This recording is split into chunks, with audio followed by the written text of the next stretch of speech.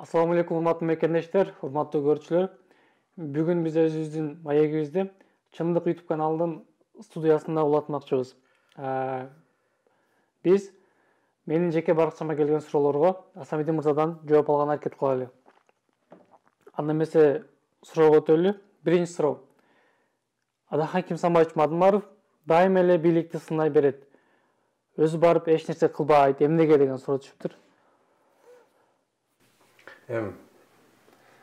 Бұл ушундай шайлоолордун алдында көп айтылчу сөз. Азыр баягы эптештирсе элдики, куйлуштурса кулдуку деген сөз бар эмеспи? Ким сүйлөсө эле эп болуп калды. Ар кандай сөздүн эки тарабы болот. Бул өзү чындык. Адахан Кимсанбаевич 95-жылы депутат болуп Жогорку кеңешке келген болсо, ага чейин журналист болчу. Ошол кезде эле сындачы.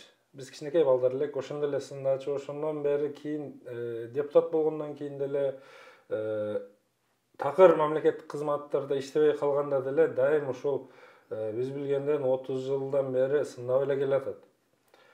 Бирок жалган айтып атабы.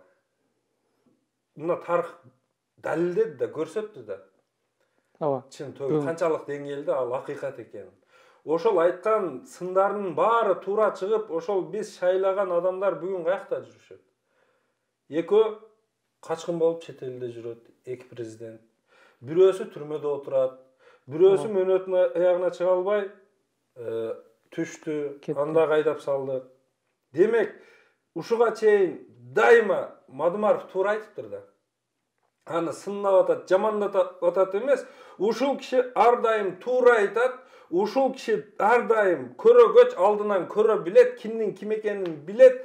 Ушул киши көсөм адам, ушул киши бая данышман адам.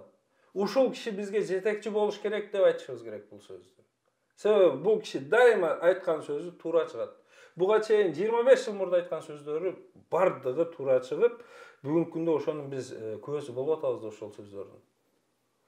Демек, бул жерде аны жаман жагына эмес, ал сөздү жакшы жагына алыш керек. Адам ойлонгондо.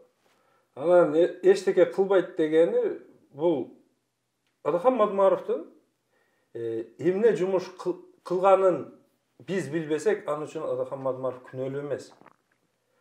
Аны үчүн биз өзүбүз күнөөлүү болобуз. Мисал келтирип кетейин.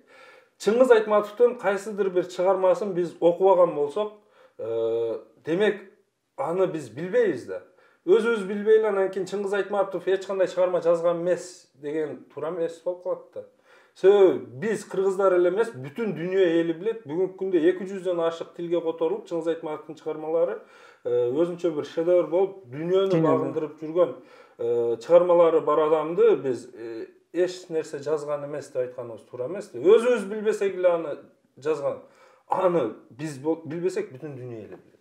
Дал ушул сыяктуу эле Адахан Кимсанбаевичтин дагы эмгегин биздин элибиз өзү билбегенмен, мына коңшулаш өлкөлөрдө, СНГ мамлекеттеринде анын эмгектерин баалап, кане ушундай саясатчы бизде дагы болсо деп жүргөн элдер өтө көп. Болгону биз баягы кыргыз эли ушундай экенбиз, макалдарыбыз бар го, колдо бар алтындын баркы жок. Баркы жок. Биз азыр ошол алтыныбызды барктай албай жүргөн учурубуз. Ошонун айынан биз дайыма ойлойм, Кыргызстан алдыга эмес, тилекке каршы дайыма артка карап кетип атабыз. Рахмат.